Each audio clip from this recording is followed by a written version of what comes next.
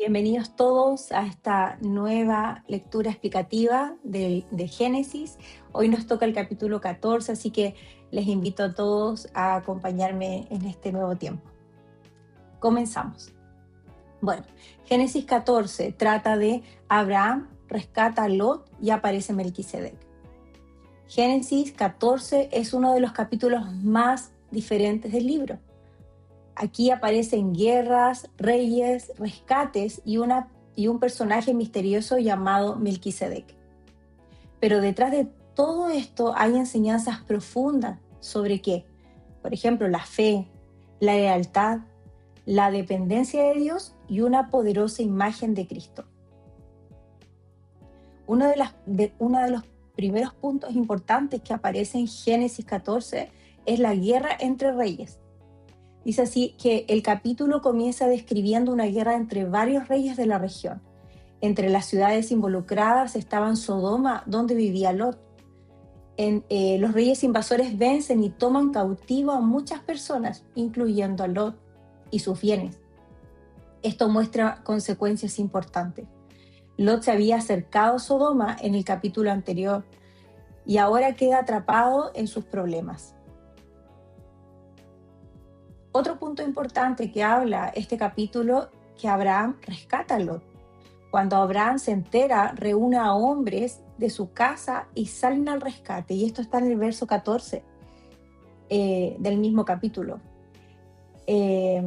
Sucede algo impresionante. Dice que Abraham vence a varios reyes poderosos. Esto no fue solo capacidad militar, muestra total respaldo de Dios. Esto es importante. Abraham pudo haber dicho, Lot escogió mal, ahora que asuma las consecuencias, pero no lo hizo así. Abraham actúa con amor, valentía y misericordia.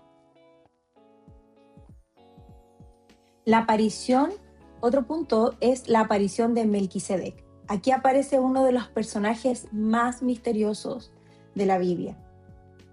Melquisedec, en hebreo, ¿qué significa? Malquisedec. ¿Qué significa esto? Rey de justicia. Es una figura bíblica que aparece en el libro de Génesis como el rey de Salem, sacerdote del Dios Altísimo.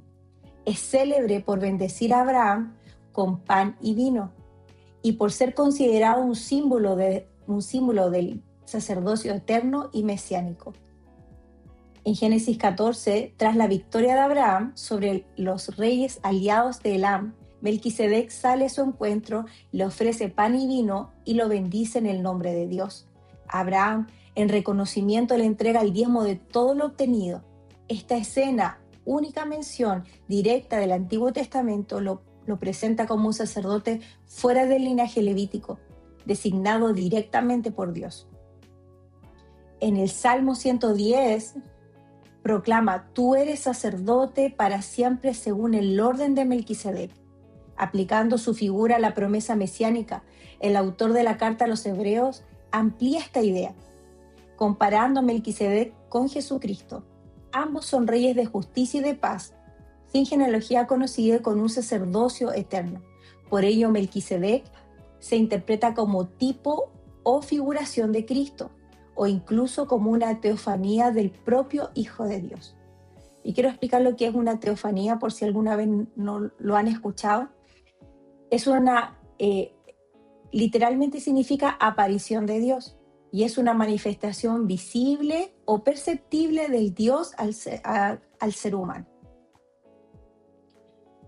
Es importante entender que Melquisedec aparece en Génesis 14 en los versículos 18 al 20, pero también aparece en Salmos 110, verso 4, que es una profecía mesiánica. También lo vemos en la carta a los Hebreos, del capítulo 5 al capítulo 7, y esta es una comparación con Cristo. Entonces podemos decir que Melquisedec, él era rey de Salem, sacerdote del Dios Altísimo, que trae a Abraham pan y vino, y bendice a Abraham. Entonces Abraham, en consecuencia, le da el diezmo de todo. ¿Por qué Melquisedec es tan importante? Porque este personaje aparece repentinamente y tiene características únicas. Por ejemplo, el rey es rey y sacerdote al mismo tiempo, sin genealogía mencionada, relacionado con justicia y paz. Más adelante, la Biblia conecta directamente a Melquisedec con Cristo en Hebreos. Otro punto importante que trata este capítulo, que Abraham rechaza las riquezas de Sodoma, y lo vamos a ver. Dice que el rey de Sodoma le ofrece riquezas a Abraham después de la victoria, pero Abraham rechaza quedarse con ellas. ¿Por qué? Porque no quería que nadie dijera, yo enriquecí a Abraham. Abraham quería depender de Dios y no mezclarse con Sodoma. Esto muestra integridad espiritual. Vemos a Cristo claramente en Génesis 14. Por ejemplo, Melquisedec apunta directamente a Cristo como una figura profética de Jesús. Así como Melquisedec, Cristo es el rey y sacerdote. Cristo trae justicia y paz. Cristo tiene un sacerdocio eterno. Más adelante en Hebreos se explica esto profundamente. También por el vino y el pan. Melquisedec trae vino y pan. Esto recuerda inmediatamente lo que Cristo usaría más adelante en la cena del Señor. Señala comunión, pacto y provisión espiritual. También Cristo rescata a los cautivos. Lot estaba atrapado, Abraham salió a rescatarlo. Esto apunta a lo que hace Jesucristo, rescatar personas cautivas por el pecado. También separación del sistema del mundo. Abraham rechaza enriquecerse con Sodoma. Cristo rechazó los reinos y glorias ofrecidos por el mundo cuando fue tentado en el desierto. ¿Se recuerdan esa historia?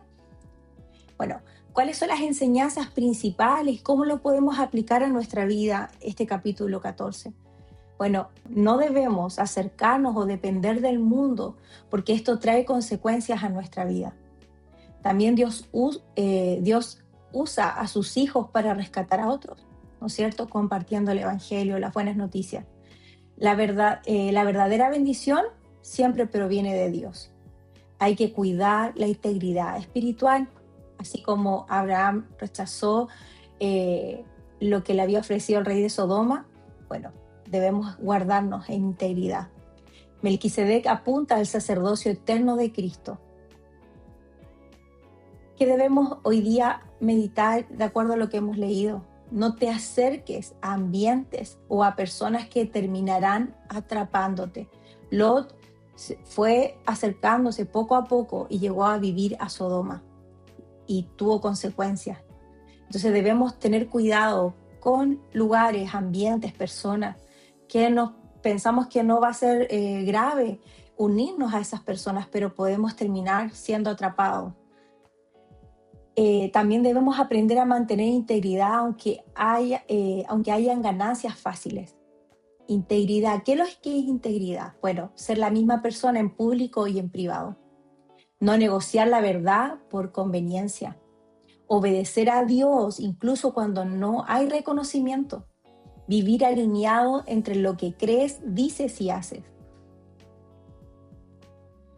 Y por último, descansar en Cristo como tu sacerdote y defensor. Esto es profundo, pero ¿qué significa esto? Descansar en Cristo como sacerdote y defensor significa dejar de vivir tratando de ganarte el favor de Dios por tus propias fuerzas y confiar en lo que Cristo ya hizo y sigue haciendo por ti delante del Padre. Cristo como sumo sacerdote. En el Antiguo Testamento, el sacerdote, ¿qué hacía? Representaba al pueblo delante de Dios, ofrecía sacrificios, intercedía y llevaba las cargas del pueblo. Bueno, Cristo hizo por nosotros esto. Él es nuestro sumo sacerdote. Por eso debo descansar en la obra que Él ya hizo. Dejar de pensar que debes arreglártela solo antes de acercarte a Dios. Confiar en que Cristo ya pagó por tu pecado. Acercarte con confianza aún en medio de las luchas. También vemos a Cristo como defensor. La idea de un defensor o un abogado aparece cuando el creyente falla.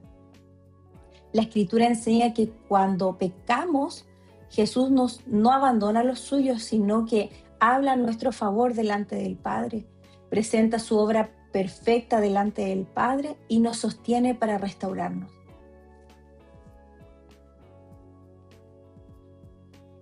Mira, Hebreo lo resume muy bien esta verdad. El libro de Hebreos presenta a Jesús como el gran sumo sacerdote que abrió camino nuevo y vivo hacia Dios. Y también Juan nos muestra como abogado de los creyentes a Jesucristo. Entonces, podemos decir que descansar en Cristo como sacerdote y defensor es dejar de sostenerte a ti mismo y aprender a ser sostenido por Él. En resumen de este tremendo capítulo, hay guerras entre reyes. Lot es llevado cautivo. Abraham lo rescata. Y aparece Melquisedec, rey y sacerdote. Abraham rechaza las riquezas de Sodoma. Y lo último, todo apunta a Cristo como rey, sacerdote y rescatador. Génesis 14 muestra que el creyente debe vivir separado del sistema del mundo y depender completamente de Dios, mientras que apunta proféticamente a Jesucristo como el sacerdote eterno. Amén. Hemos terminado esta explicación. Me despido, mediten esta palabra este día y descansemos en nuestro abogado, en nuestro defensor. Él es el que pelea por nosotros. Amén. Le necesitamos depender siempre de Él. Me despido, bendiciones, nos estamos viendo mañana. Chao, chao.